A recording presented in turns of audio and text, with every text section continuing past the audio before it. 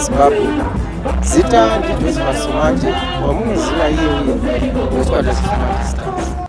Kalamale, God bless Makorokoza King.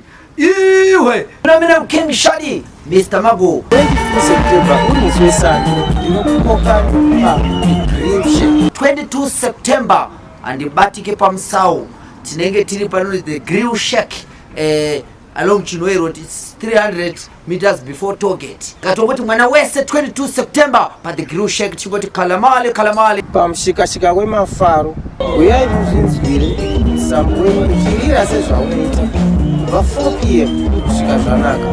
Open space entertainment, free entry. Chingoya nejagwa rako pa open space, obva wapaka, obva wapinda mahara. Dati obva wapinda mahara. See you there, the grill shack. Peace. Ndime munongotadzirwa mega, pfungwa dzinongoshupika asati sikunanga munhu. Tima